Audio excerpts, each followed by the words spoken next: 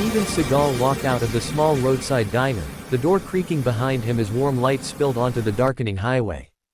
The air was chilly, carrying the smell of pine trees and gasoline from distant traffic. He adjusted the collar of his jacket, calm and unhurried, as if nothing in the world could disturb his peace. He approached his car, a simple, older model he liked for its quiet reliability, and unlocked the door. He had just placed his hand on the handle when he felt it, the sudden vibration in the ground, the low thunder of engines. The sound grew louder. Headlights flashed across the asphalt. A whole line of motorcycles roared out from behind the diner, tires screeching as they fanned out and surrounded him in a tight circle. 7 bikers, masked, tattooed, chains hanging from belts, leather jackets with the emblem of a coiled serpent. They looked like predators who had just found easy prey. Steven didn't move. He simply turned his head, slow and steady, taking each of them in with the same expression someone might use to observe a mildly troublesome mosquito. The leader rolled closer, his bike stopping inches from Steven's leg. He was a hulking brute with scars carved across his cheek and eyes full of arrogance. "Evening, Grandpa," he sneered, tapping the handle of the knife strapped to his thigh. "Nice watch you got there. Why don't you save yourself some trouble, hand it over." Steven looked down at his old, slightly worn watch. "It's not worth much," he said quietly. The bikers burst out laughing. One of them revved his engine aggressively. "Just give us your wallet, keys, or whatever else you got," another growled. "We don't got all night." Steven lifted his gaze. His voice was soft, barely above a whisper. "You boys don't want to do this." Their laughter stopped instantly. The leader leaned forward, face inches from Steven's. "Oh, we want to." Steven inhaled slowly. "Then you're about to learn a very painful lesson." Before the bikers even understood what was happening, Steven shifted his stance slightly, his body loose, relaxed, and somehow more dangerous than any weapon in sight. The night grew colder, the air heavier, as if the entire world was holding its breath for what was about to happen. The first biker lunged without warning, swinging a heavy metal chain aimed straight for Steven's head. But Steven didn't flinch. He didn't even blink. His hand shot up like lightning, catching the chain mid-air with 2 fingers, stopping the entire momentum as if the attacker were a child. For a split second, the biker's eyes widened in shock. Then Steven twisted. A sharp yank, a flick of the wrist, and the man flipped sideways off his bike, slamming onto the pavement with a howl that echoed across the empty highway. The other bikers roared in fury. Another rushed him from behind, raising a bat. Steven stepped to the side, barely moving more than necessary, letting the biker swing into empty air. Before the man could recover, Steven tapped the back of his knee, collapsing him, then drove a palm strike into his chest that sent him tumbling across the asphalt like a ragdoll. A third attacker tried to pin Steven between his bike and a dumpster. Steven calmly placed a hand on the incoming handlebars, redirected the entire motorcycle sideways, and watched the rider fly off and crash into a pile of trash bags. "What is he?" one biker yelled. They charged all at once, 4 of them, screaming, attacking from all angles. Steven moved like water. A step forward, elbow to the jaw. A turn, wrist twist, disarm, throw. A duck, heel kick to the stomach. A lift of the arm, a knee strike so fast it blurred in the dim light. Bodies hit the ground one after another, groaning. The leader, the only one still standing, backed up, eyes trembling. He had watched men twice Steven's size get dismantled in seconds without Steven ever losing his breath. He pointed his knife towards Steven with a shaking hand. Who the hell are you?" he whispered. Steven looked at him with the calm of a monk and the certainty of a storm. "Someone who asked you, politely," he said, brushing dust off his sleeve. The leader made one last, desperate move, charging with a roar. Steven simply stepped aside and let the man run past before tripping him with a precise sweep that sent him skidding across the pavement face first. Silence filled the night. The thunder of engines had faded. The laughter was gone. The mighty Iron Serpent bikers lay beaten, wheezing, and unable to stand. Steven exhaled softly. Lesson delivered. Sheriff Langston's SUV slid to a stop, gravel crunching under the tires as red and blue lights washed over the empty highway. The sheriff stepped out slowly, hand resting on his holster, expecting the worst, a shootout, a traffic accident, maybe even dead bodies. What he did not expect was Steven Seagal standing calmly in the middle of a battlefield of groaning, half-conscious bikers scattered like debris. Seagal, Langston blurted, eyebrows jumping up under his hat. What in God's name happened here? Steven didn't turn around immediately. He was checking the pulse of the man closest to him, gentle, professional, like a medic who had done it 1,000 times. They tried to rob me, he said with a shrug, as if explaining a minor parking issue. Langston walked forward, shining his flashlight over the sprawled bodies. Tried, seems like an understatement, he muttered. He nudged one biker with his boot. The man let out a weak groan and rolled to his side, clutching his ribs. Holy hell, these aren't just any bikers. This is the Iron Serpents. You know how long we've been trying to get them. Steven looked at him. Long enough that they thought they ran this place. Langston scratched his head, torn between awe and disbelief. Well, I guess that explains why you look like you went for a walk, and they look like they got hit by a tornado. Steven didn't smile, but something in his eyes softened. I was being merciful. Paramedics arrived, loading the injured bikers onto stretchers. Deputies cuffed the conscious ones, whispering things like, "Is that?" "No way," while trying not to stare at Steven too long. Langston lowered his voice. Listen, these guys aren't the real problem. Their boss, Razor, he's vicious. Ex-mercenary. Runs the whole southern chapter. If he finds out what happened here tonight. He hesitated. He'll come after you. Hard. Steven's jaw tightened, not in fear, but in a quiet readiness. He's welcome to try. The sheriff studied him, realizing this wasn't bravado. Steven wasn't challenging Razor. He was simply stating a fact, like predicting tomorrow's weather. A deputy approached, flustered. Sheriff, we found weapons in their saddlebags. Guns, explosives, cash. This was no casual ride, they were hunting someone. Langston exhaled sharply. He turned back to Steven. You didn't just stop an attack, you might have stopped something bigger. Steven looked out into the dark highway, as if sensing something deeper lurking beyond the trees. This wasn't the end, he said quietly. This was the beginning. The sheriff swallowed. Of what? Steven slowly walked toward his car, stopping just long enough to give an answer that chilled the air around them. Of a war they started, and I'm going to finish. Word of the incident spread through the town faster than wildfire on dry grass. By the next morning, everyone, from diner cooks to gas station clerks, was whispering about what Steven had done. People peeked out from behind curtains when he walked down Main Street.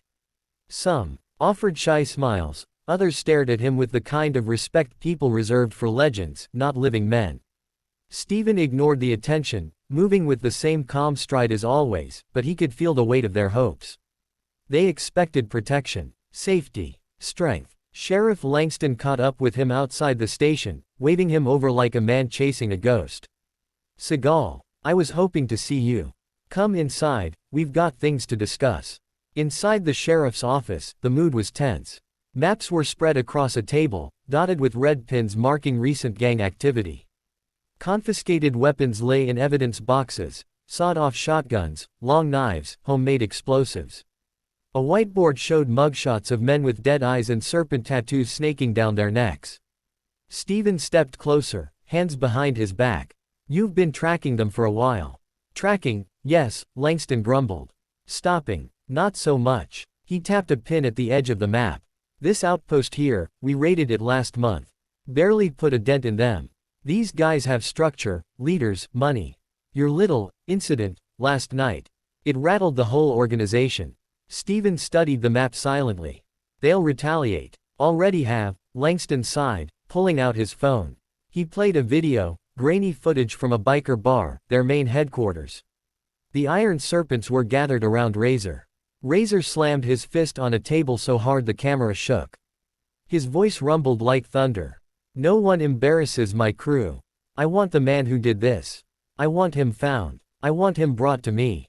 Alive, so I can fix what he broke. The gang cheered, banging bottles and knives on the tables. Langston paused the video. That man is pure poison.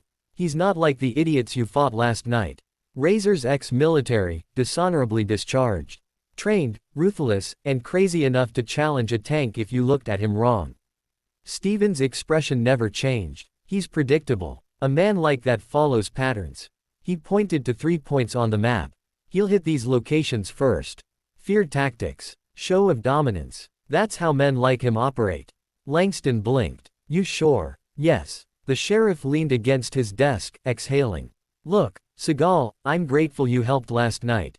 Hell, you saved lives. But this isn't your fight. Steven finally turned toward him. When they tried to rob me, they made it my fight. Langston looked down, defeated by the truth of it. Hours later, Steven walked alone through the quiet town. He noticed boarded-up windows, families packing cars, neighbors warning each other to stay inside. Razor's shadow stretched far beyond the highway. At a small diner, a waitress placed a cup of tea in front of Steven without him asking. You're the man who protected those folks last night, she said softly. He didn't confirm or deny it. She swallowed nervously. They say the gang is coming back, with more men. Steven took a slow sip of his tea. They will. But, aren't you scared? She whispered. For them, Steven said. She stared, unsure if he was joking. But his eyes, steady, stone cold, unshakable, told her he meant every word. That night, Steven stood outside the sheriff's station, watching the horizon as thunderclouds gathered. He could feel the shift in the air, the calm before a storm made not by nature but by men hungry for violence. Razor's men were coming, and Steven Seagal would be waiting for them. The storm rolled in fast, thick clouds swallowing the moon, lightning crawling across the sky like cracks in black glass. Thunder rumbled over the hills as if the heavens themselves were warning the town of what was coming. But inside the silence of Main Street, Steven Seagal stood perfectly still beneath the flickering street lamp. His jacket fluttered in the wind, rain beginning to beat on his shoulders. He looked almost carved from stone, calm, centered, ready.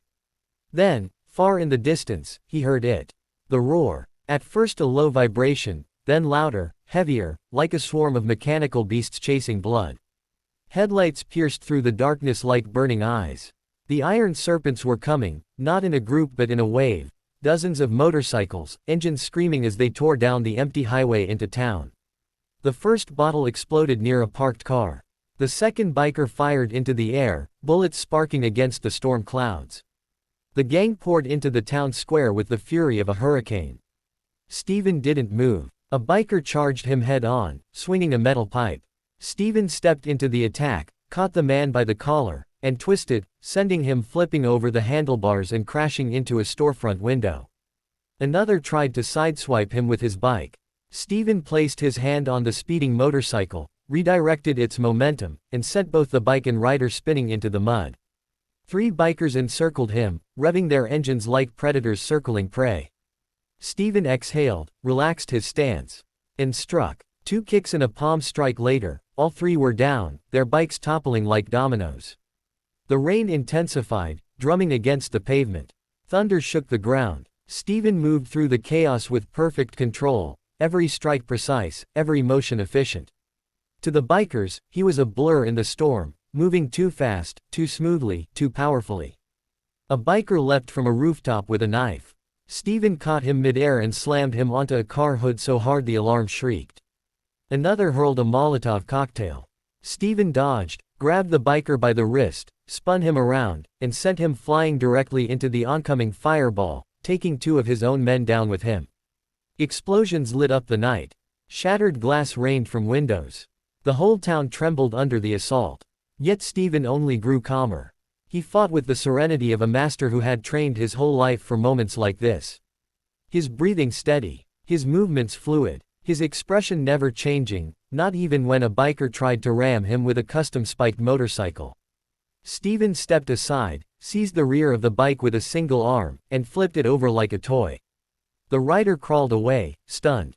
"What are you?" he gasped. Steven didn't answer. The last few bikers, seeing their comrades scattered, broken, humiliated, tried to flee. Engines sputtered in the wet streets as they turned their handlebars to escape the nightmare they'd awakened. But Steven wasn't finished. He moved through the storm like a shadow that refused to be outrun. One by one, he pulled them off their bikes, disarmed them, and sent them into the dirt until silence replaced the thunder of engines. And then, from the far edge of the street, Razor's bike revved. He had been watching. He stared at Steven from atop a black custom chopper with a serpent emblazoned across its tank. Their eyes met through the sheets of lightning. Razor stiffened. Even through the rain, Steven could see the shock on his face.